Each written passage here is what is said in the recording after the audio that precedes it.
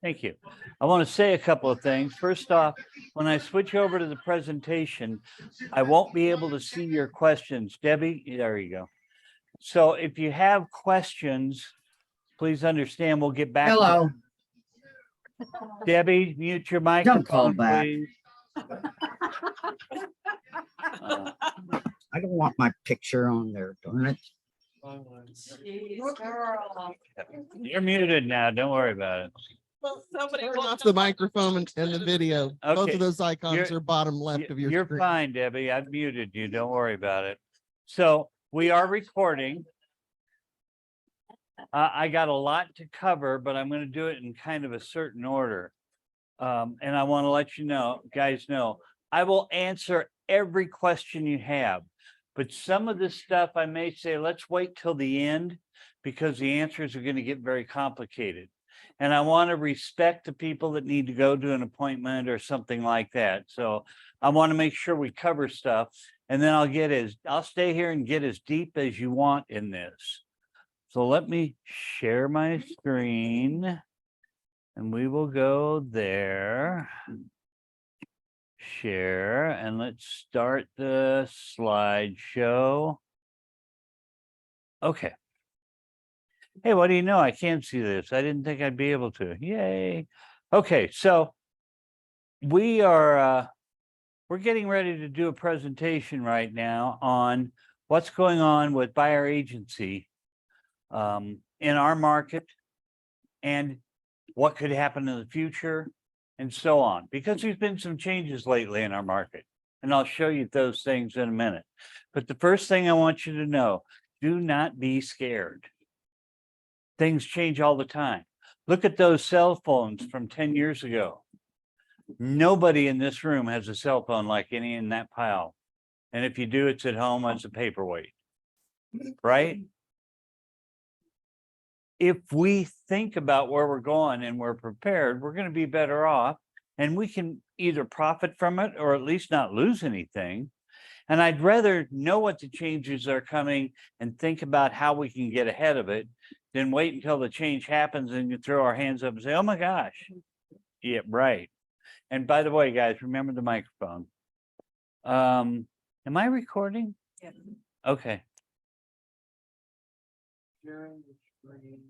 Where would I double check that? Pause record. Okay, I'm recording. Good. So when we look at those cell phones from 10, 15 years ago, and we look where we're at now with our smartwatches that I answered a phone call on just a minute ago, text messages, this is Dick Tracy kind of stuff. So things have changed around you all the time, and you've adopted and learned to use them. Don't be scared of those changes. So this is a warning for you all. We are recording it and the playback will be on YouTube. Because of that, all the commission discussions we're about to do are hypothetical. I probably won't delve into what some people as independent contractors would normally charge or not charge, because you get to choose that as independent contractors. So I want to caution you that all the numbers that we might mention here are for discussion only. And this is in no way trying to say there is a normal anything. It's just we need to be aware of changes. So how do real estate commission works? I found this online. You guys are probably all familiar with this. A home is sold, the seller pays commission, the listing agent and buyer's agent split the commission, agent splits the commission with their broker. Sounds real simple, doesn't it? But it's this split that has confused people lately. There are folks in the MLS that aren't splitting their commission 50-50. There are people that are splitting their commission at different ratios. And if you don't watch for it, if you're not prepared for it, if you don't know what you're going to do, you're going to lose a marketing opportunity. You're going to get real pissed at the other agent. And there's things that we can do to kind of make sure we're doing things right. So the commission offered in our MLS, again, this is in no way indicative of what the commission rates are, but yesterday on July 5th, 18% of the new listings were offering a 2.5% buyer agency commission, or the buyer agent. But that's such a small sample, I decided to go back 7 days. Of the 164 listings, new listings, 7% of them were offering the ratios that you see up there. And again, there is nothing wrong with what people are offering. That's okay. That's not only their right, that's their legal responsibility. But sometimes our feelings get hurt if they're less than we would have expected. You had a question, Cheryl? Price range, did you go in and peek at what the prices were? They were all over the place. Okay. They could be low end, they could be high end, they Okay, could be because the new upper home. end, They shifted everywhere. I did look at them, but I didn't display them here. However, last month of the 935 homes sold, about 3% were in the 2 to 2.5% range offering to a buyer agent. Now, I hope everybody in this room understands there is nothing wrong offering that. Our feelings may get hurt if we don't feel like the listing agent is splitting 50-50, but that's not only their right, that's their responsibility if they feel like it's the best thing for their seller. Now, in my humble opinion, and a few others I've talked to, I think part of the reason this is going on is demand for housing is still really, really high. Inventory is still really, really low. And the listing agents decided, I'm not making as much money as I did last year. I'm going to keep more of my commission and offer less because I got something everybody needs. Supply and demand. So what does that mean? Well, it means some agents, in my humble opinion, may be getting a little greedy. Now, again, that's my opinion. If you guys want to list something, say at 5%, keep 3 and offer 2, that's your choice. You're an independent contractor. I like to think about ramifications of other agents and the way I would do things. But I'm saying because you're independent contractors, I'll support you all day long if that's what you want to do. I'd like to point out a couple of things. MLS Rule Section 5, this is from NAR. Our rules currently say that we have to offer compensation for a listing to be in the MLS. Is there anybody in here that questions that? Do you know what compensation could be? $1. That's compensation. I've added it. Now I can put it in the MLS. Typically, you're going to find, and at the bottom of the MLS sheet, you're going to find this square right here. And I want to go through it with you for a moment. I printed this on a listing. I don't know whose it was. It wasn't one of ours. Subagent, there is no offer of compensation. You are not going to be a subagent and get paid on this. As a buyer broker or a transaction broker, they are offering you 3% of the sales price of the home. We have no idea what the listing agent is getting. It's not put in the MLS anywhere. It's not required. There isn't even a field. That is between them and the seller. Any questions on that? Okay. The next one down here can be a little bit confusing. Variable commission. Does anybody think they know what that is and want to offer it? Chris or Lance? Which one of you? Chris. Nope, you go ahead, Lance, you're No. smarter. Microphone. Microphone, either way, he's got a mic. No, go ahead, Chris, seriously. No. Thank you. So variable commission rate, if you mark that as variable, what that's telling you as an agent is if the listing agent puts in an offer, they will generally lower their commission if the seller takes their offer. So you're automatically at a disadvantage.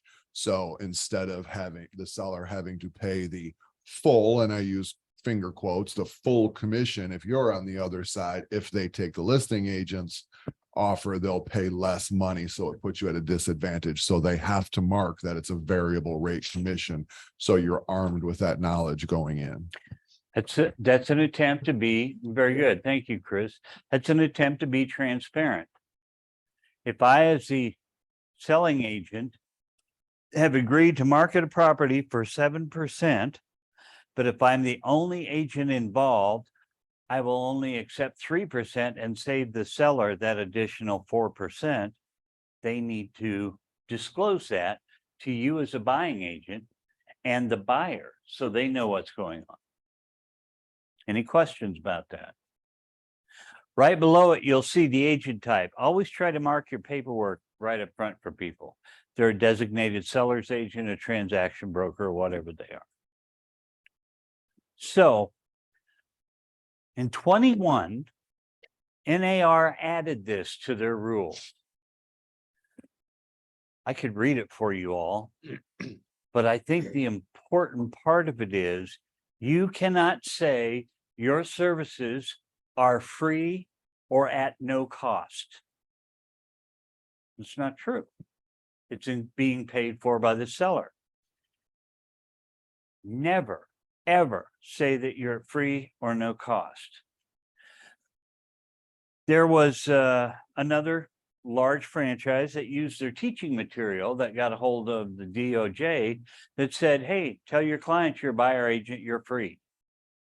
And that sparked a lot of stuff several years ago that got us kind of where we are today. Greg, Yes. so I just want to be clear, like when I put on my last post that I would do a market analysis for free, is that illegal? No, You're talking about what we post in the MLS? correct. No, I'm talking about if you're doing a market analysis for free, you can do that for anybody for free. You can offer all of your services for free. And in fact, that last statement that I said, if I can get it to go backwards now, unless the participant or subscriber will receive no financial compensation for those sources. You can say you're free if you refuse to take your commission check. Like that answer. Well, she said she wanted to offer a free market analysis. You can do anything you do for free. That's your choice. I think another great way of saying this is you can't, if you're working with buyers and they're concerned about, okay, who pays your salary or pays your commission, you can't say, oh, it's free. You're not paying it. Instead, what you have to say is the sellers are paying it. Exactly. You always should say your sellers are paying for your acceptance changing. So that's the rule is, and keep in mind, it's not free. It's not no cost. Somebody is going to pay you 90% of the time. It can be the buyer, it can be the seller agent or seller, it can be the seller agent. Yes, Cheryl? I think it's better to say that we get paid from the transaction versus the seller pays our fee. We might not be in the pickle we're in with the DOJ if it was more oriented and understood that we're paid from the transaction. Well, again, I'm going to say this. I read a whole lot of legalese preparing for this. And I can tell you for the motion that granted class action, that isn't a valid argument with the DOJ and with the judges. The mentality leading up to that. I understand.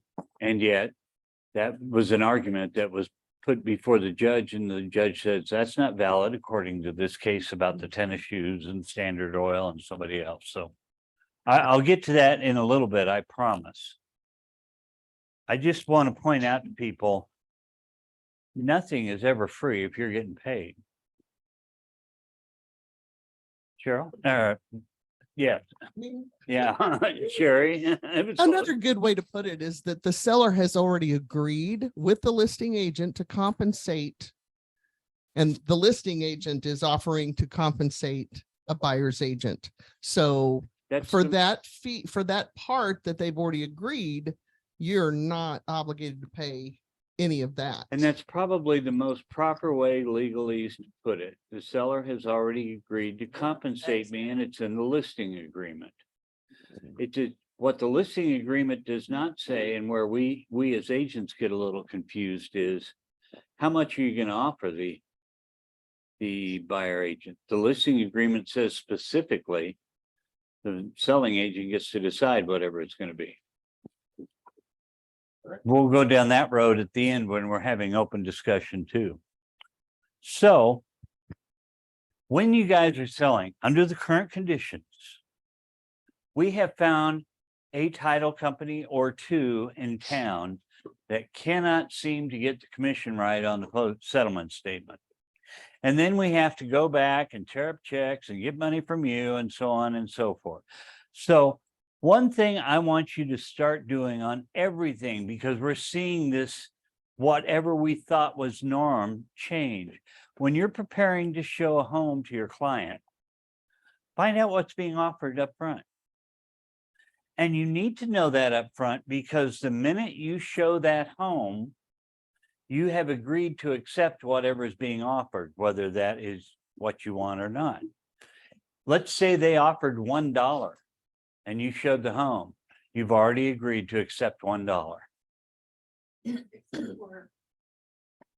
Except for we have buyer agency that says we get this percentage. So at what Right. point do we say, So I would have and that was the next point, have that discussion up front.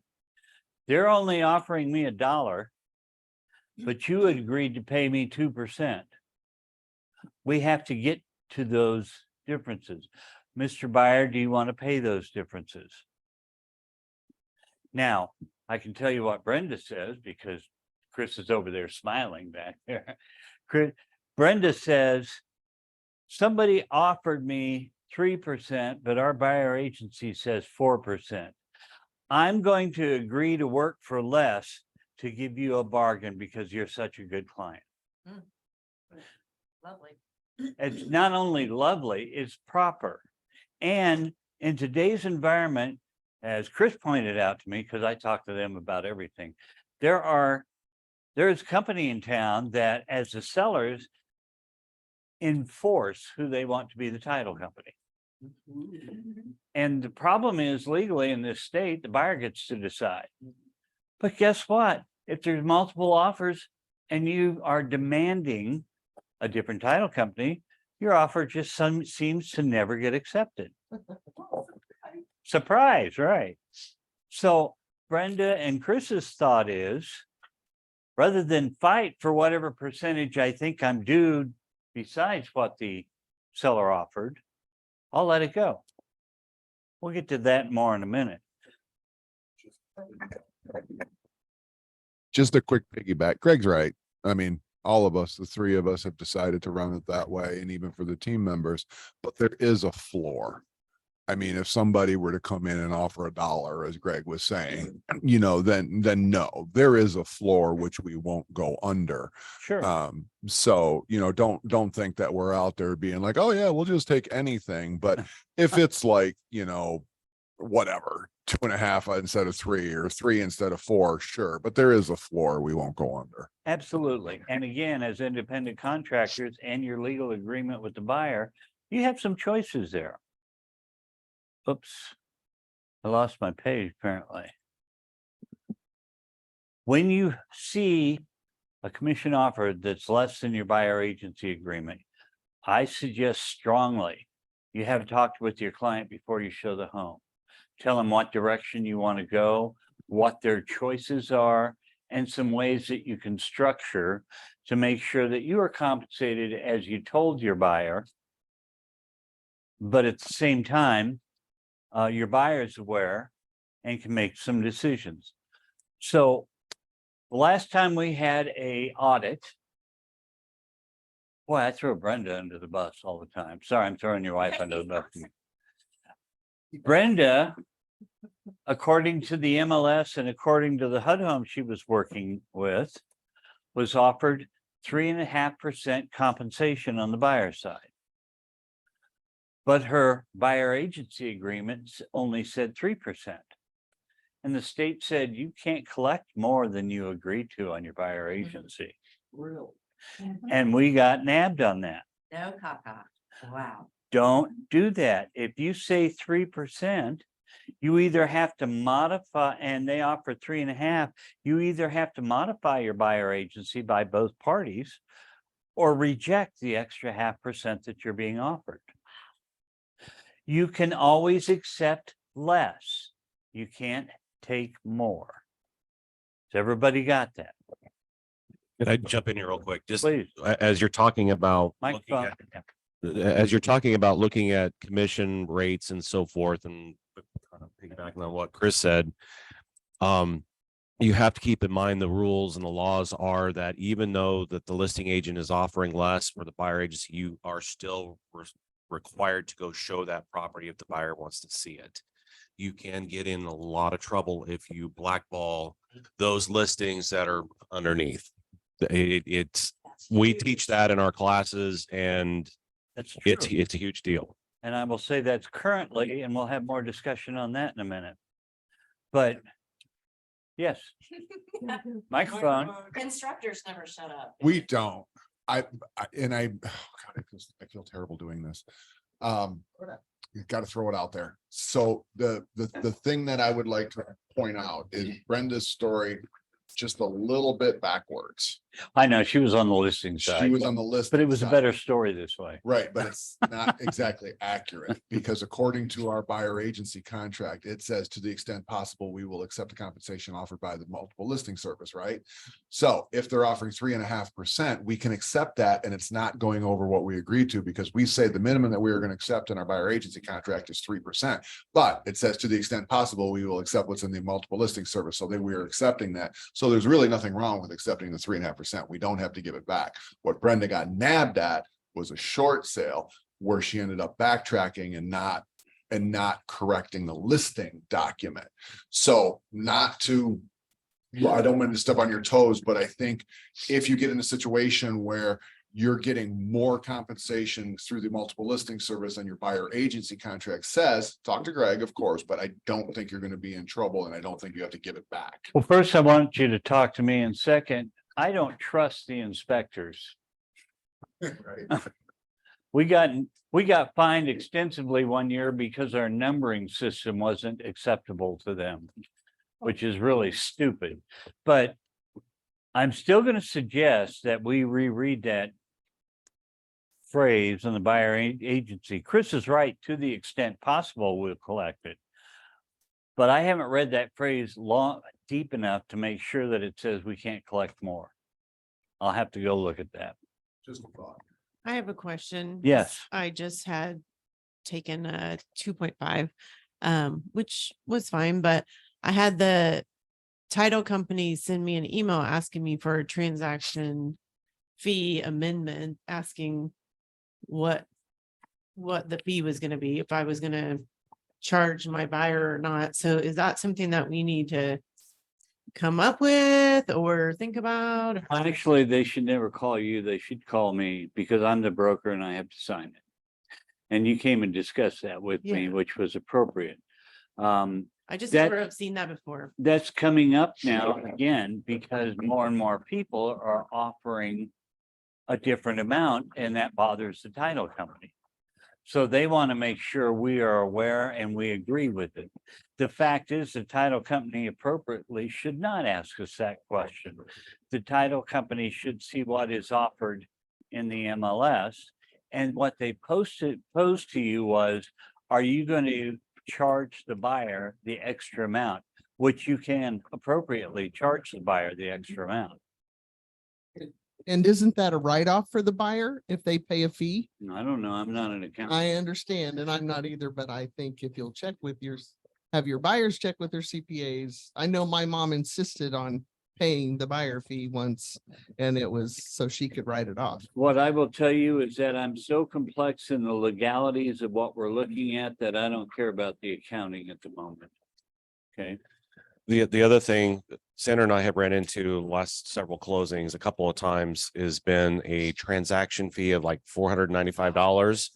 And I have reached out to the title company and literally have gone ballistic on them. What the hell is this? And well, this is what they're charging. No, this is not agreed upon. This was nowhere in the listing agreement or in the buyer agency agreement or in the contract. None of that. Oh, okay, we'll get it taken care of. So I don't know why the title companies are now just all automatically adding the 495. It's like, where the hell is this coming from? Well, I don't want to discuss companies, but the fact is the listing company has the right to say who's going to get paid what, including that charge, if it's disclosed to the buyer prior to the first showing. It can't be added later. And that's why you should always print out your showing pages when you show somebody. And I can call Doug at the MLS and find out when things were changed historically. You get to look at some minor history. He gets to look at whenever commissions are changed and so on. And we do check those things. But back to Lance's case, if it was not disclosed up front to the buyer prior to closing or prior to the first showing, they can't add that. And you fought it the way you should. Yes. And They should so- be in MLS. It should be disclosed in MLS. It should be both. in the I'm contract. sorry, can't hear. Sorry, so that should be disclosed in MLS. And if your MLS agreement is part of your contract package, then it's been, acknowledged. It will always be better if you add it to the miscellaneous paragraph, but theoretically, technically, if they are going to charge a buyer any fee, it needs to be in the public remarks of the MLS so that it can just be displayed on all IDX feeds. That's the only way that it's transparent what the buyer is getting charged. That's why when you see an auction and it says there's a 10% buyer fee, that always goes in the public remarks so that it's disclosed to the buyer prior to them bidding, looking at it, and so on. And I'm going to say finally on this subject, always inspect the settlement statement carefully, carefully, carefully. Don't go to closing knowing you're getting 2.5% because you should have already got it in what you're being offered. And the settlement statement says 3 and walk away going, I got some extra money, because they're going to call you and get it back. Let's not play that game.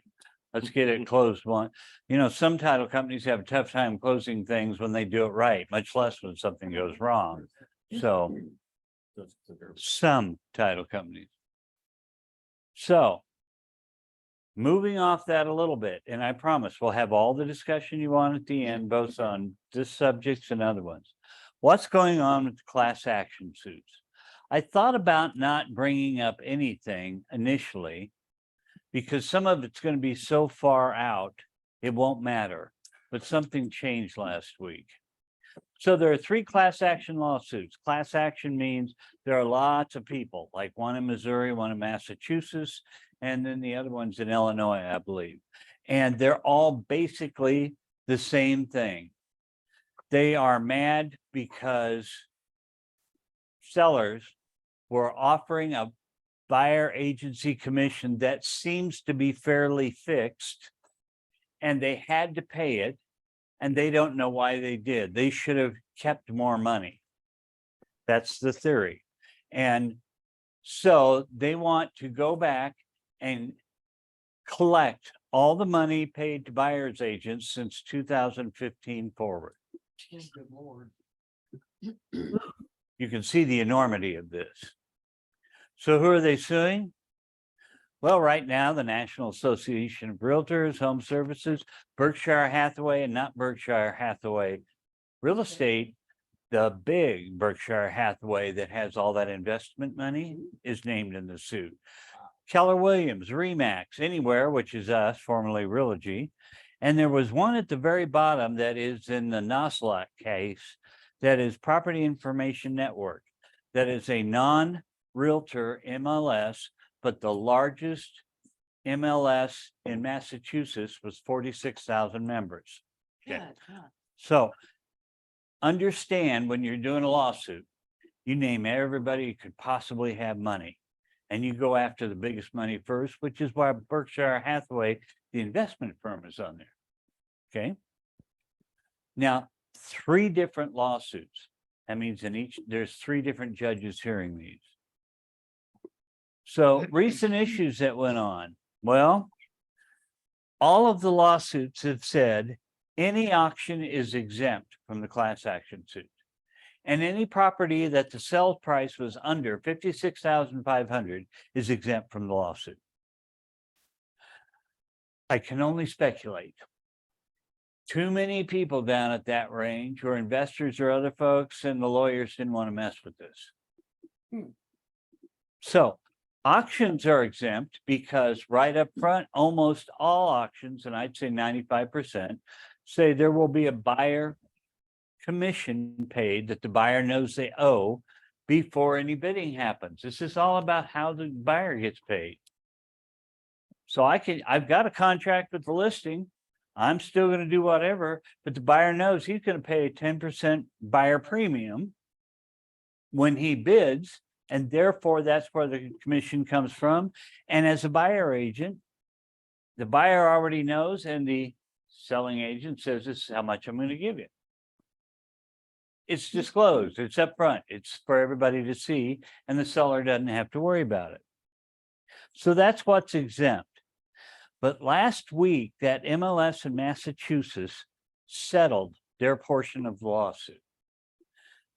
When one party settles and all the other parties are still left in the lawsuit, that's kind of like, we're all together, but I'm going to just walk away and let you do what you want to do.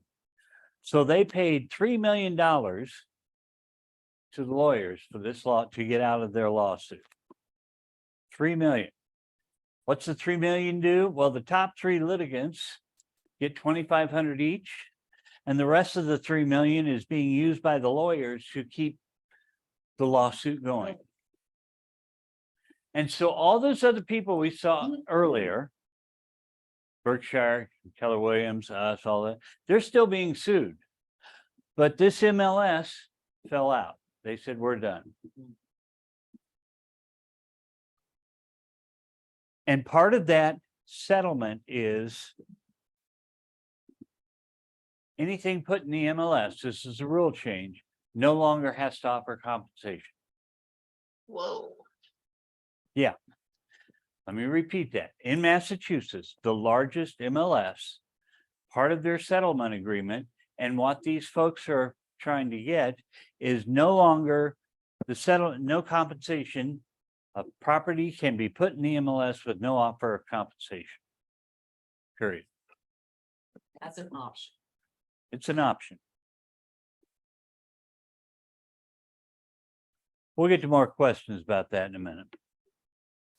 So I want to go back to you are not free, because we're going to talk about the lawsuit in a minute. But as we can see that the lawsuit could produce problems for us, you guys need to formulate what your value proposition is. Because if you read articles in magazines like Time and USA Today and HGTV and some other ones, they all say, I've seen it, I've read and researched it. They all say, with all the properties on the internet anymore, you don't need a buyer's agent. You can find the properties on your own. And that means that they are reducing you to, I can do a search and open a door.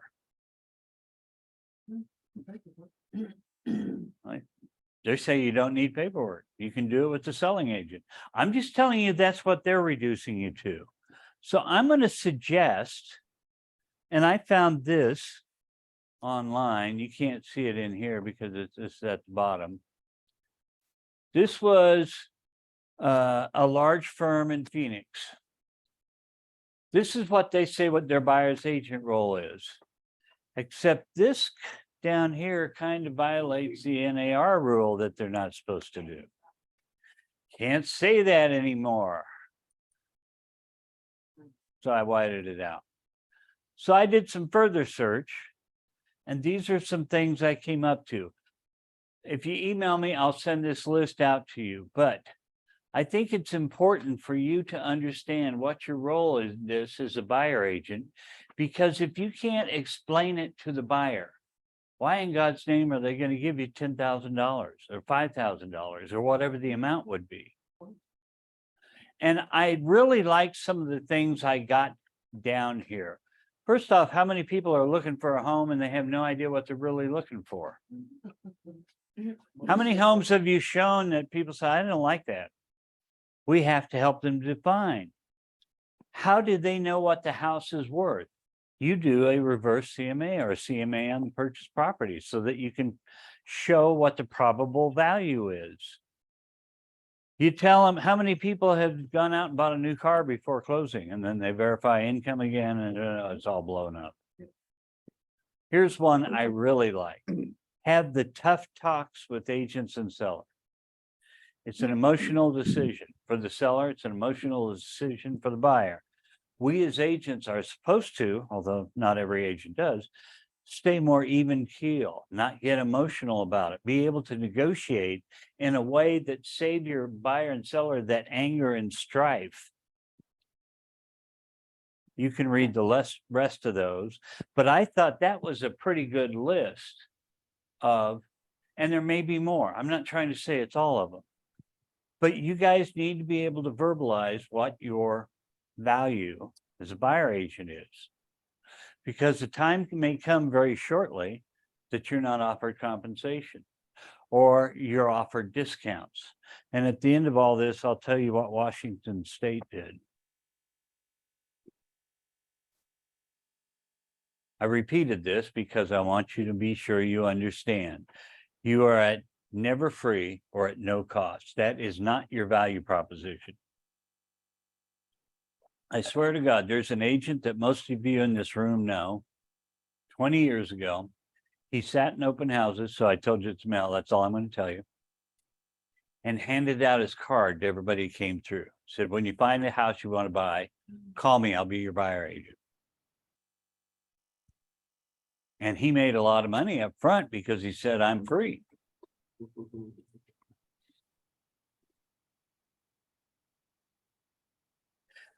Can you negotiate your commission? Well, the fact is, yes, you can. You guys all set your own rates on the buyer agency agreement. I don't tell you, we have no company policy that says this is your minimum amount. There are lots of companies out there that say they have a minimum that you will pay, or else you've got to get management approval, or on and on and on. I don't believe in that. I believe you're independent contractors, but never ever say you're free. You can always accept less than the agency agreement, although Chris and I are still discussing that. So we may, talk about that later. No, I agree wholeheartly with you. You Yeah. can always accept less. Absolutely. Wholeheartedly. We're No, I totally. know. I totally. know. I know. I like teasing you. Your buyer can make up the difference. As Elena pointed out just a moment ago, she got a phone call and said, do you want to invoice this up for the additional that your buyer owes? I want to be clear. You better discuss that with the buyer before you show them the house, not after the contract's written or anything else. Before you walk in the door, discuss it. Yes, Sherry. So I had a house that a buyer wanted, and the initial offering was only offering 1.9% buyer agent commission. So I wrote the agency at 1.9%. But now that they increased their rate, buyers passed anyway, but now I'm under an agency at 1.9%. Can I then amend my agency to increase that to 3%? A buyer agency is nothing more than a contract. Contracts can be amended. They have to be agreed to by both parties in writing, state law. Okay, does that help? It can be changed. Can you negotiate from the seller? Yes, and again, I picked on Brenda.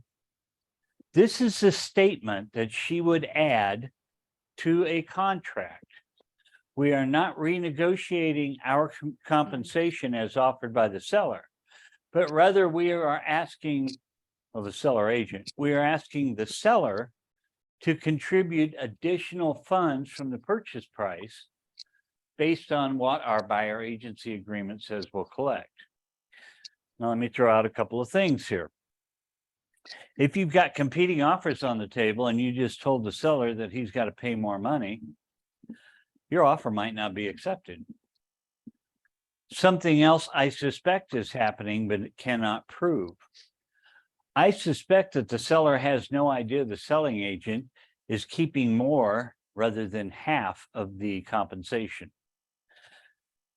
And I suspect if you threw this back there, the seller might go, wait a minute, I'm already paying X%. How come you're getting more than what you're offering the buyer agent?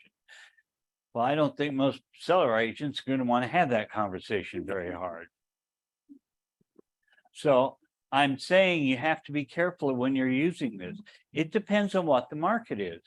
We're in a big time seller's market right now.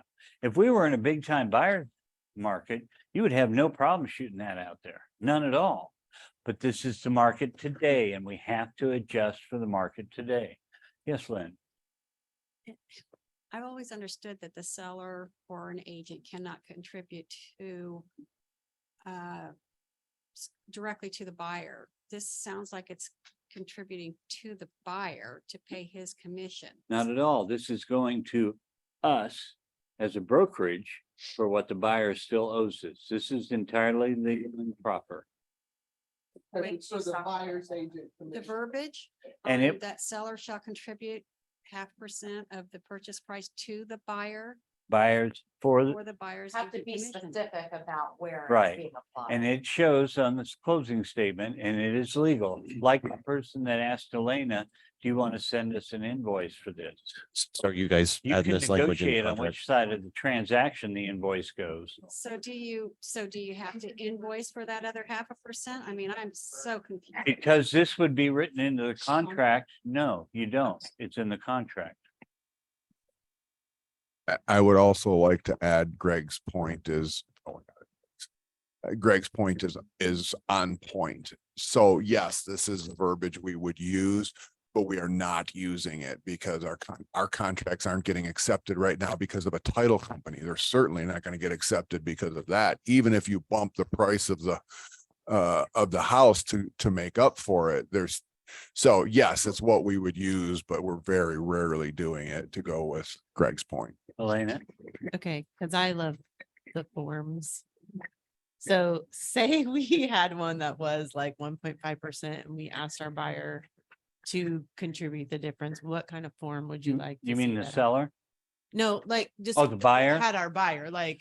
We would already the have the form. agency be enough, or would we have to say? Our buyer agency is legally enough. Okay. It is a binding contract that says how much we'll collect. And it states percentage, and it states that when possible, we'll accept it from the buyer rate. But if we don't get the compensation offered through the MLS, then we already have what the percentage is and who's going to pay it. And should we proactively provide that to the title company with the accepted contract that there is a buyer paid agency commission? If your buyer has agreed prior to showing the property that you're going to pay for it, that he'll pay for it, then yes, I would give them a copy to be the instrument that they can use to accept it. So devil's advocate, let's say, you said to check the commission rate, Uh. check with your buyers. You have a buyer agency agreement saying that they'll pay up to 3% and compensate you whatever's not paid up to 3%. Uh-huh. So there's a listing that comes up they really want to see, and you have that conversation with them and they say, no, we're not going to pay you the additional amount. Are you still required to show them? Well, yes, legally you are, but let's go down a different road. When they're signing a buyer agency agreement, you should have that conversation up front. Correct. And you then have a legally binding contract. You can also say to them, if you won't pay it, we can ask the seller to pay it for you in the manner that we just said. And if they won't, then we'll have a deeper conversation, because you got to come up with more bucks. But you must discuss before showing. You must discuss before showing Before showing. that listing, Okay, even though you have a written contract on your agency. yes, and that I point out here, we must advise prior to. So what can you do now? And then we're going to get into all your other rigmarole questions about law. Well, first off, and this is my humble opinion, I think we have time. Although I think that settlement that just happened may shorten the time. Doesn't mean that it's going to happen tomorrow. But there are those that are saying now that NAR will also want to settle in all the lawsuits they are, because they don't have the deep pockets like Berkshire anywhere and everybody else. They'll settle, they'll abandon them, and they will say, here are the new rules. Again, that's my opinion, but that could be, I don't think NAR could move in a year to get the rules changed. They only have meetings in the fall and spring, so that's part of it. Get your buyer agent value proposition down now. Some of you may have it very well. Some of you may have said, you know, they accept that I'm opening up houses and I'm going. This has to be a much deeper conversation about what to do for them. I think your database is gold. So let me get way out there. And this again is my opinion. Yeah, Chris is going way.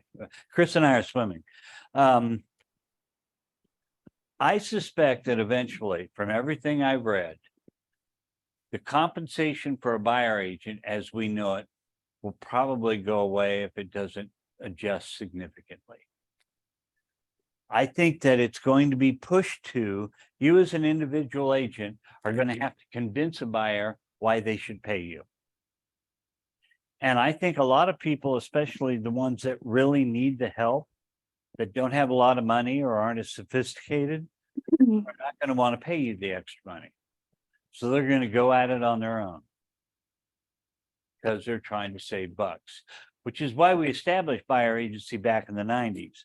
So the long story short of that is, I believe that it's possible entities like Zillow and Realtor.com and others that have made a fortune selling buyer leads will no longer have buyer leads to sell, because the likelihood of a buyer not wanting an agent is relatively high.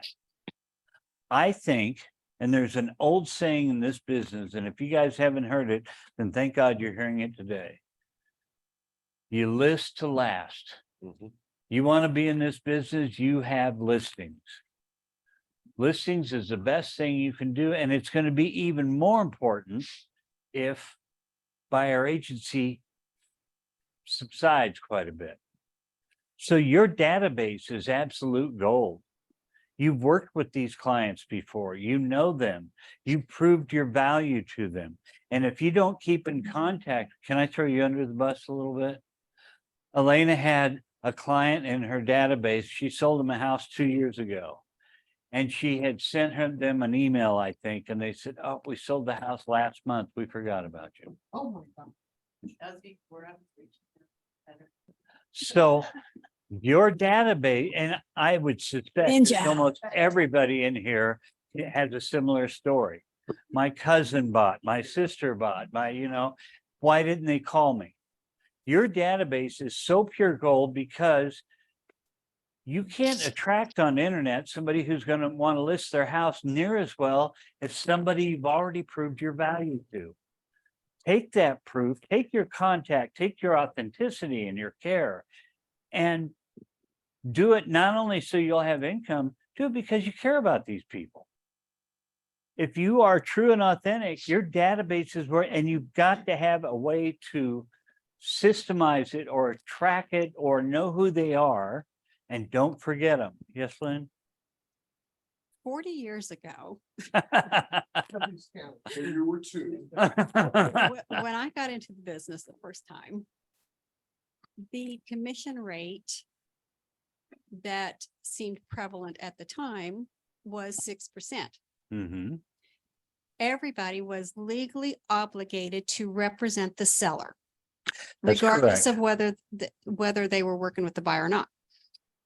So what changed? I mean, if they were charging that amount before 40 years ago for a seller's agent to share.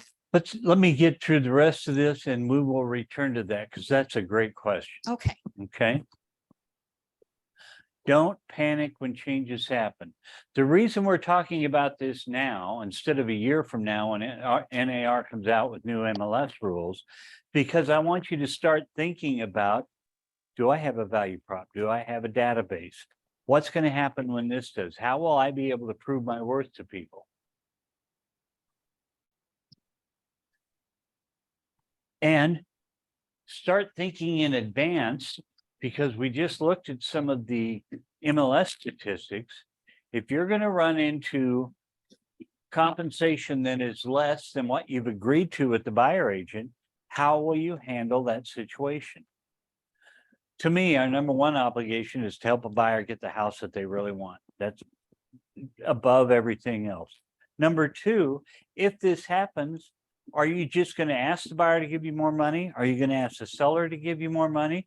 Or as Chris and Brenda do, are you going to accept that, but use it as a marketing point so that your buyer will know how wonderful you think they are and the big favor you're doing for them? Yes, Lance?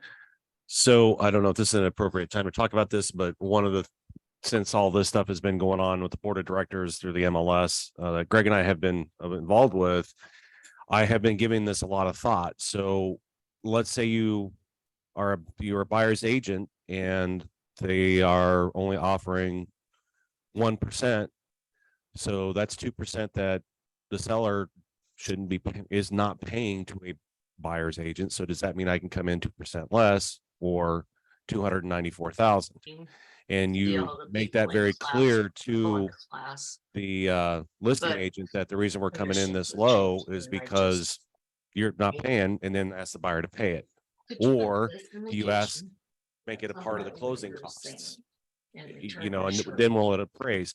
My big thing is okay, if you have a $300,000 house and there's no longer going to be, the seller's only paying 3% now, does that mean those $300,000 houses now only worth 291? We'll come back to that, but your answer is very valid, or your question is very valid. So this is where I wanted to get to discussion, where we're going to open everything up. And I want to stop sharing my screen so we can see who's online. Yay, everybody. So let's go to Lance's question for a minute. In the brief that granted the class action suit in March, one of the arguments that all of the other people's lawyers, lawyers made, was that all the house appraisals would have to adjust now because there's not a buyer agency being out there. And the judge threw that out, said not a valid argument. Now, whether that will hold or not, I don't know. How do you handle that? Well, you keep in mind that whatever the seller is paying the seller's agent is none of our business. Absolutely none. That's an agreement that they have. What our business is how much should I be compensated for my work? And you can either ask for more, you can ask your buyer to pay it, or you can sacrifice it, in my opinion. Does that answer your question, sort of? Yeah, it does, but I still think that as this becomes more and more prevalent, especially with reduced amount commissions first, because I think that's what's going to happen first, is we're going to start seeing, we're already starting to see it, where We're it's seeing it now. 2.5%, 2%, whatever, is I think there's going to be a big pushback from us realtors who are working as buyer agents, is saying, okay, now we're going to push your prices down because you're not compensating us. I think it's going to catch up, in my opinion. So while I agree, we have no business as a buyer's agent on how the seller is paying their listing agent, I can come in and say, well, I'm offering my sellers are offering, or my buyers are offering 291 because you're not offering any compensation. And now my buyer has to pay me. So That's a valid negotiating point. Nothing against that. Let me move into a slightly different area and it will make sense. NWMLS covers the state of Washington. They were able to change a lot of their rules because at the state of Washington, the real estate commission says, if you have no agreement for compensation, you have no obligation as an agent to show the house. That's Washington state law. Say And that one more time. If you have no agreement of compensation as a buyer agent, you no longer have obligation to the buyer to show them that house. But they could put $1. Huh? They could put $1. I didn't say it was, had to be appropriate. I'm just saying what. And then the next thing they did is they took their listing agreement and there's a full page dedicated just to compensation. I was wondering about that. And their compensation says this is the overall. This is how much we'll offer the buyer agent. If there is no buyer agent, this is what the compensation will be. If we've got too much for the buyer agent, who gets the leftover? Me or the seller's agent? It gets very explicit to what happens to the commissions. And it's also required now that that page has this statement about if you don't offer if there's no compensation offered the buyer agent, they have no obligation to show the house because they want the seller to know you may be turning off a lot of buyer agents if you don't do this. It's very complex. Whether that will come here or not, I don't know.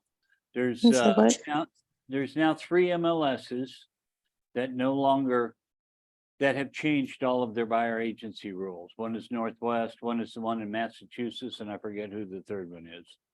It's going to come. Now, luckily, we're in the middle of the United States, and the East Coast and the West Coast seem to tell us what we're going to do a year and a half from now. But things are going to change. And again, back to my humble opinion, your database is so gold right now. You've got those people. You've proved yourself. You need to contact them more. You need to try to get the listings. Yes, Cheryl. One thing that's really good is having that buyer consultation. You know, if you meet a buyer because they want to go see a house, that's cool, that's fine, but get them back in the office and have this buyer consultation. The success for actually getting them to closing is going to be a lot higher. But I don't know how many of you have like an actual listing presentation. I mean, a lot of people do, right? A standard presentation. Do the same thing with a buyer presentation, you know, very standard practice of what to say and how to say and when to say. And I mean, it takes a good hour, but that 1 hour investment up front with a buyer will save you tears, heartache, time, and wasted hours. But maybe that's something we can start doing training on, is having a very strong buyer consultation meeting. And the agency agreement is the perfect opportunity to have that training for a buyer's agent to teach their buyers about the compensation part. And that's part of why we're here today, because we are starting that what's next. I think you're correct. What next may be who's really got a buyer presentation. And I want Who to in connect. this room, raise your hand. Who's got a buyer presentation? Now, the question, Everybody's got one. Greg, the important thing though, is with this and tying in with what Cheryl just said, is that I don't know how many times, and I'm guilty of it. Do we wait to write up that buyer agency agreement at the time that they want to submit an offer? That really should be happening before you start showing houses. You really should have that there. That way you are protected. And you know, as long everybody knows you can get away with it if you sign that buyer agency agreement before you sign the purchase, you know, the purchase contract or the offer. But in order to protect yourself, to protect you from spending and wasting all that time showing houses, then they turn around and buy it for sale by owner from underneath you. If you have that buyer agency agreement signed up front, you're good to go. You're good to go. What I like to do is if it's someone that's come through an open house and I just met them, I'll discuss with them my advantages of being a buyer's agent for them. I will take them out and show them one trip, whether it's one house, 2 trips. And at that point is when I say, okay, if you guys feel comfortable working with me, we need to, as Sandra would say, we need to get married. Bless you. So we need a buyer agency agreement, you know, between us so that I can properly represent you. I don't disagree with you at all, but if you don't know what your value prop is, you don't know how to present that. So as an example, I might open up a house or two, but then when they start asking or after I've had that, I want the buyer consultation so I can explain to them, what's one thing you can't do as a buyer agent if you don't have an agreement? Anybody know? Advice.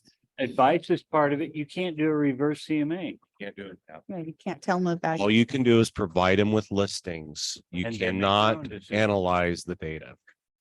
So that's. And you can't give them those listings unless they specifically ask you for them. Right. And so that's a big thing that you can say as part of my value prop. I'm going to make sure that the asking price is correct with what Hello? other homes in the neighborhood have sold. Hi, is this Sherry? Yes. Sherry, this is Steve Simpson. I work with Heater Roofing. Yes, Cheryl. One thing that I've taught for a lot of years and I've never had any complaints come back from brokers. And so I say this with getting your permission before y'all do this, but is when you're talking to the buyer, get that buyer agency signed up front for all the reasons you guys, but a lot of people are scared to get married before they've, created that relationship. So what I do is basically what Lance said. It's like, we have to have this in contract in order for me to represent you, but let's just do it for one day. We're going to go looking at houses on Saturday. If at the end of Saturday, we dig each other and we want to get married, we could just extend this. But that way, everybody's legal. I would say this, that there's lots of women I was married to for one day and enjoyed the honeymoon. That's a bumper sticker if I ever heard that. But let me go back. One day, a week. Tell them that you'll review it in 2 weeks, and if neither one of you are getting along, you'll allow them to cancel. But just stating it that way to a buyer I love it. provides a high level of value Right. right there. Even more, you're saying, I'm going to prove myself before we commit long time. Yeah. I like that. I want to go to part of the discussion that Lynn had, and then we'll come back on whatever questions you have. Lynn asked what changed from 40 years ago. From 60 to 90, mid-90s in Kansas, roughly, there was agency and sub-agency. And so what has shifted is in the 90s, the state, following the board of NAR rules, decided that a buyer agent was better because the buyers who were being shown around by one agent was making the assumption that that one agent had their best interests at heart, when indeed they were a sub-agent acting for the listing. And because of that, the state said, hey, wait a minute, we're lying to all these buyers. We got to change the law so that there can be a buyer agency. So prior to that, with the agent and the sub-agent all being paid from the seller side, that was appropriate and seemed normal. Then in the mid-90s, it said, hey, wait a minute, let's split them up, so that the buyer is properly represented by an agent that has their best interests in heart, but they never addressed the compensation portion. They only addressed who you, and so somewhere along now, and again, this is my humble opinion, and I'll say this out loud, a lot of lawyers decided they wanted to get really rich fast. Because if you got a class action suit with 46,000 members in Massachusetts, and you need $3 million to keep researching this, and you give out 7,500 to the top 3 litigants, who's getting rich? Yeah. It's not all the buyers. They're going after the big money. So lawyers are working to get rich, just like 4 or 5 years ago, some lawyer bought the patent to all the scanners and copiers. And then he started going around and charging everybody who had a copier in their office, like Wygan, they got hit with this. They started charging them for patent infringement because they had a copier with a I've never scanner. heard that. It happened. Oh, It's like the lawyers who bought the insulin formula. And then they went from $40 a shot to $350 a shot. And then made a class action too. on top of that. How about mesothelioma or whatever it is that causes cancer that you see the ads on TV? Could you see in 5 years an ad said, have you bought a house in the last 10 years? Were you a buyer agent? Okay, I was fine until you just said that. Now I peed a little. That's Microphone. terrible. Well, But part of the reason, in some ways, it's nice to have the class action suit is we can get a precedent and get it settled.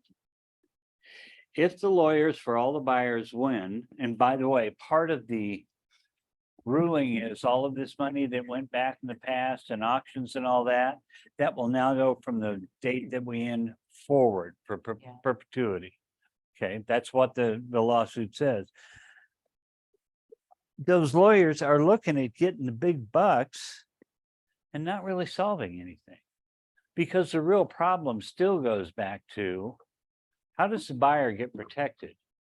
And if the buyer suddenly realizes he's writing a $5,000 or a $10,000 check to buy a home, I'm smart enough, I can save the money. I've read about it on the internet, so I don't need anybody to help me. NAR is doing a really good job. I They mean, are. an amazing job of protecting us, but also protecting the buyers. Indeed. Because the buyers are the ones really being penalized here. First of all, if we end up saying that we are not a buyer's agent, we're still acting like a buyer's agent, but we're saying we're not, just so we can get compensated. That opens a whole new can of worms. The buyer's being penalized by having to write that check for representation or add it to the sales price. I mean, NAR is going to step, I mean, they already are stepping up to the plate. Think about FHA was created, VA was created to assist buyers with the cost of purchasing a home. Home ownership is huge. So there's a lot more to this than just the surface stuff. I mean, Oh, you've done an amazing job presenting what we need to know, but there's a lot to this. the depth is incredible. In 2015, the Veterans Administration put the rules of what a vet could and could not pay for. And the rule says a vet cannot pay for a buyer agent. The seller can pay for the buyer agent, but the veteran is not allowed to, or they won't fund it. Yeah. So you think, and the reason they stated, there's so much information on the internet, they no longer need protection of a buyer agent. So for me, when I first got in the business, 20 plus years ago, I went to work for Matt Eck Real Estate. And those of you who've been in the business, the X did not believe in buyer agency at all. And when I first got in the business, it confused me to no end as to why a seller would be paying a buyer's agent. When I first got in, because I was in just regular old sales, and so that confused me. But the thing about it is now I understand where Matt at that time, where he's coming from on this. It's now circling back around that there's a reason why you shouldn't have buyer agency and be compensated in that way. You know, We always had to do transaction brokerages act as a transaction broker when we were working with buyers. well, let me state a couple of things. First, historically, seeing how we got here, I understand. And I think it's very typical that whenever you legislate a new law, you don't know what all the adverse effects of that law could possibly be, and somebody will find a loophole to try to profit from it. The second thing I could say, and somebody, please, one of you instructors, tell me if I'm wrong, does Kansas still allow sub-agency? Commercial, they do it in commercial, but residential, and that's why, Doing it and being illegal are two different things. no, legal, but we reviewed taking it out of the forms, even Right. having that in there. But for whatever reason, we chose not to, Well, but it is still legal. It's Right. just not done on residential. So what happens if other agents start allowing compensation, but only if you're a sub-agent? They could technically legally do that. Agency violations are gonna be through the roof. Agency violations will be a problem, and you have to think about what I'm gonna do because I have a buyer agency with this person. Do we cancel it? We'd have to cancel. Chris? I just want to make a funny comment. That's all. Going back to what Lynn was saying, everything comes full circle. We're so stupid. Yeah, oh, yeah, We are so stupid. oh, yeah. We fought and fought and fought and changed the way we did things in the 90s because buyer agency and we're going to do this. Now what could happen, even though I don't think so, but what could happen is we go back to sub-agency. Yep. We go back to people not having representation, and we might as well all become lawyers now for when the class action lawsuits hit because buyers aren't being represented anymore. Or they are illegally. Well, and understand, you look at this class action, they're going after the big dogs. Our MLS isn't included because they're not big enough. But what happens if we got a storefront attorney who says, I can make a few bucks. I'm gonna charge Better Homes and Gardens because of this ruling that happened over here. I'm gonna charge the local MLS because of what happened over there. I mean, this could get really odd, really ugly, really fast. So again, I'm not trying to scare the bejesus out of anybody. I'm saying there's lots of possibilities down the road, and we would be best prepared to start acting now for changes. And let's go back to it. Your database is gold. It was gold 5 years ago. It's going to be more gold going forward. Working your database is not going to change. And every one of you have had an experience where, because I lost track of well, don't lose track anymore. Work that even harder. It's much more important moving forward. Any other questions or comments? You want to know more about the lawsuit? Because I've read them all. So here's my question, and it's gonna go way back to a question that Lance had a long time ago, but we've had Okay. 1,000 conversations since. So we talked about fiduciary duty Uh-huh, and showing people homes, uh-huh. okay, where the buyer agency commission that is being offered by the seller is less than what we will accept. We sit our buyer down, and we have this conversation with them about, well, here's what it's going to cost you to get into that house. Mhm. How is it any different to tell them you can't afford this because you're not willing to pay this? And here are all of your options for how we can get me paid. And you're not willing to do any of these things, or this is not viable. How is that any different than telling my $100,000 pre-approved buyer, you can't afford $1 million home? I'm not showing you that. There is nothing different. It's still the valid conversation of, this is what happened on this home. That doesn't alleviate everything else. But legally, I don't feel like I am required to show them a home that I've given them all the options for how they can get into. And they tell me, nope, that's not a thing. And I tell them, well, I'm not willing to work for 1%. Well, Is that the same conversation you have on a for sale by owner, right? That you're like, hey, we need to, this is a for sale by owner. I'm happy to show this to you, but we need to figure out How I'm going to if get that paid. owner is, and figure out what the key phrase there. I've got to ask the seller of that for sale by owner if he's willing to pay me. And I can do that with any contract I submit, ask them to pay more. That is a seller concession that can be made on the buyer's behalf. The question you have to ask yourself is, if this property if it's been on the market for 45 days, you probably have a higher chance.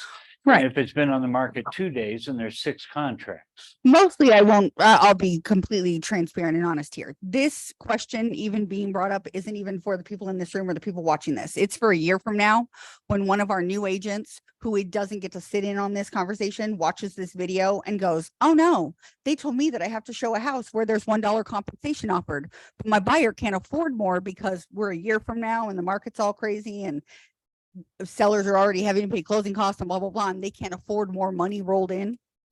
That's what the whole bringing that Right up was now, for. the state law says you're supposed to show it anyway.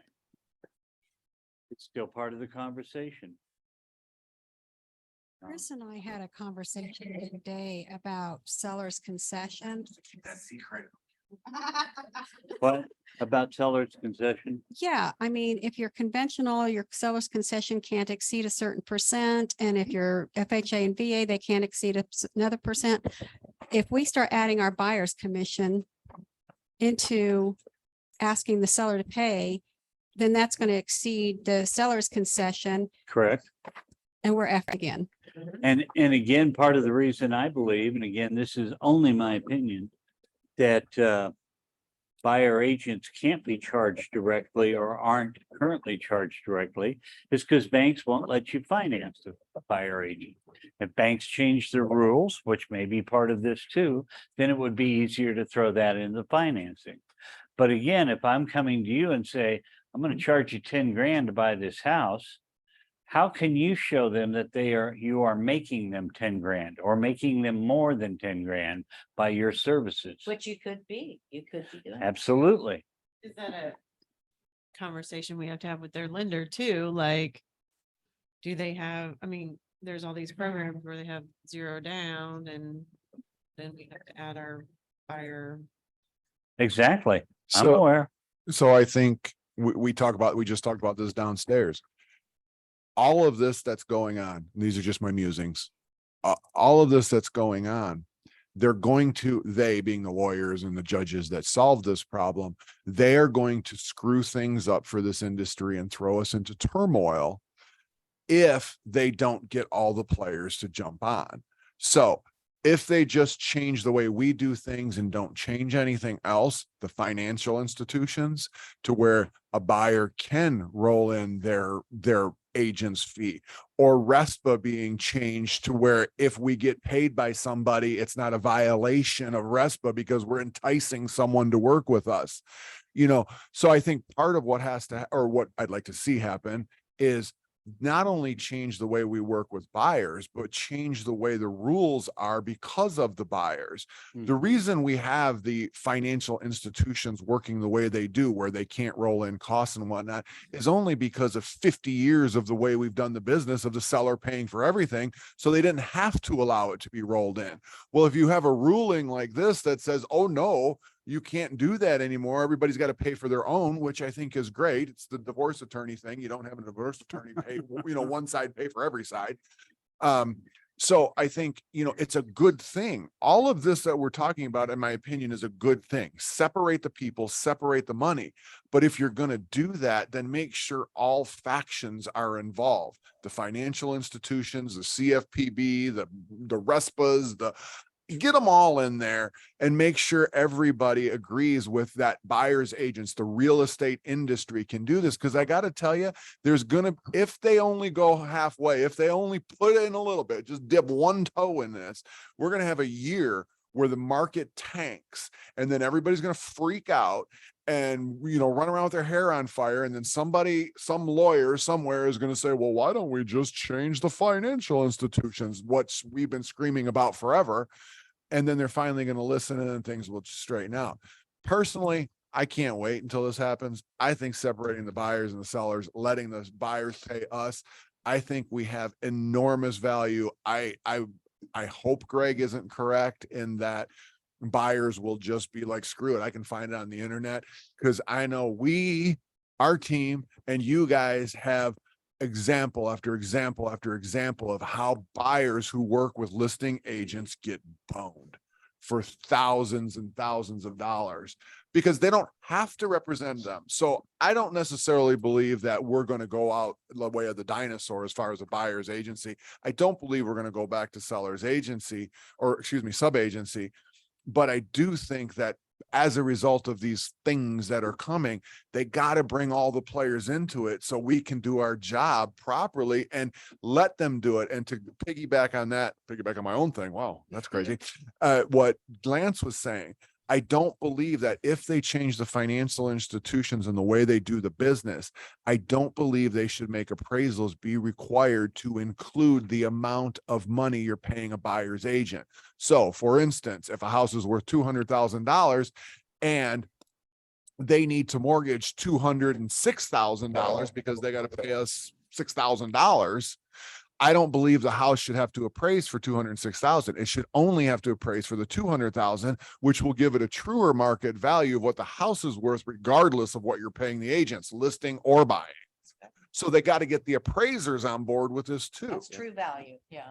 Well, Thank you for letting me rant. sure. Excellent. You have something to say, Cheryl?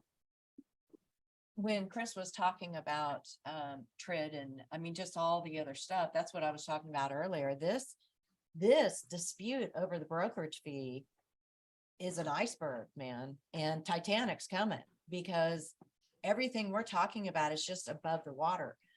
All the stuff that's still unseen is going to be really big, and it's going to take, I'm guessing, years for us to wrinkle out or iron out all the wrinkles. Yeah. Which goes back to something that Chris said. Yeah, I don't believe what Greg is saying is true. It's not necessarily Oh, I what, said that. hope, I said okay, that. correct.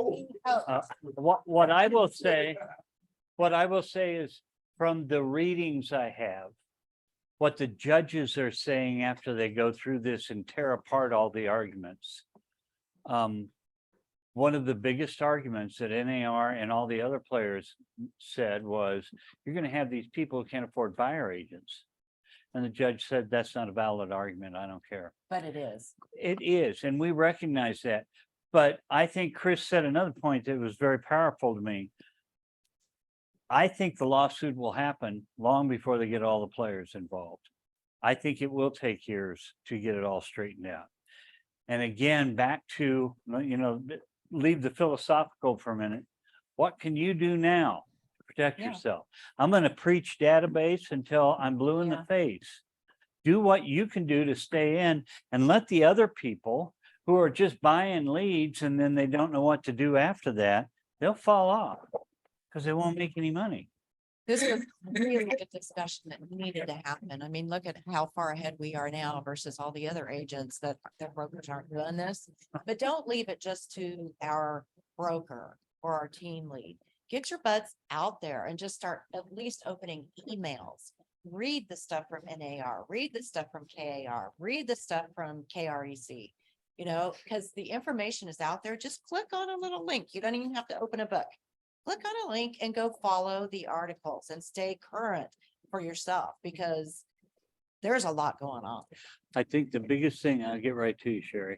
The biggest thing that happened that made me sit up and pay attention was the settlement last week of one MLS with everybody else. Yeah. Because it is now kind of being predicted Yeah. by other pundits. Yeah. NAR ought to do the same thing and just hang all the big money people out to dry and let's get on with our business. That's the difference between money and taking care of people. Yes, Sherry? And that's what I was going to reiterate is maybe you don't remember, it started in the 80s, Yeah. not in the 90s. So it took 10 years to get all of these, That's true.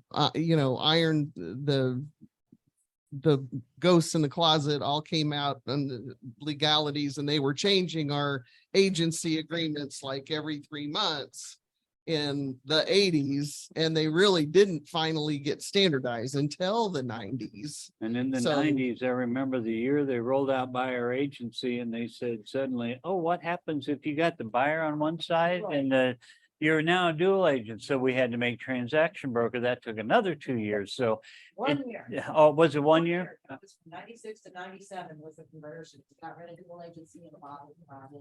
No, you're better historian. I gotta tell you, For me, I'm sorry, go ahead, Chris. I was just say, I practiced dual agency for 9 years. And it's a train wreck. It is an absolute train wreck. I think that Microphone. We got it. No, go ahead. Microphone. I think that the important thing moving forward now for us is to make sure we are explaining the buyer agency agreement in detail with our buyers, particularly when it comes to Mr. and Mrs. Buyer. I'm helping you purchase one of the biggest assets that you're ever going to have. And you need the protection, you need the representation. And in the event that I'm only paid 2% from the listing side, I am going to ask you to pay the 1%. Or, you got to make sure that they understand it's not free to you. The seller's paying it. And what they don't pay, you may have to come out. So I think we just need to, as a practice, as a brokerage, we need to be better at explaining the buyer agency Okay, until then. so now I have something to add then to my, your database is gold, is that you have to have a value prop. And I've said that several times up front. That is an important discussion. You need to be able to articulate it. Your buyers need to hear what you're doing for them as a buyer agent. If you can't explain that, then they don't understand why they should pay you more. What if we start going around people on? We good could do advice? that. We could do that.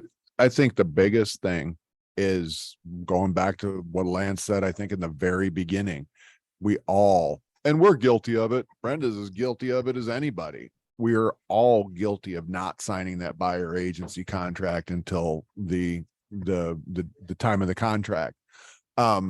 if we got all of us and across the country, if we got the public more attuned to, you maybe show them a house, right? Cool, great. You show them a house, you do a buyer consultation, you sign the buyer agency contract and you move on. If the public expected that, there would be no different. But we have so many people that just run around and do it at contract writing that the public will look at buyer agency more as a joke or an add-on, because none of the public ever says, oh, just throw your sign in the lawn and we'll sign that contract when we'll sign that listing contract when we get a purchase contract. They never say that. We would never allow that. We do it all the time with buyers. And I'm just saying, I'm guilty too. So I think one of the really important things that we haven't mentioned is, as far as our value proposition, is a seller's agent by law has to get the most money they can for that seller. Exactly. And, you know, if we don't point that out, which I do when I go through the different agencies, I tell them flat out, by law, they have to get the most money. You need me. Good point. Thank you. Sherry? I was just, now I can't remember what I was gonna say. No. Very valid point. I can't remember. That's all right. Great I- work.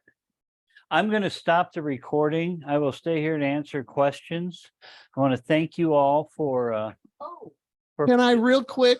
Sure. I would love to have that value proposition document and put that as a cover on top of the agency. I- That would be what I'm gonna do. I would like anyone who would like a copy of that to please send me an email and I'll print it for you. I'm going to stop the recording.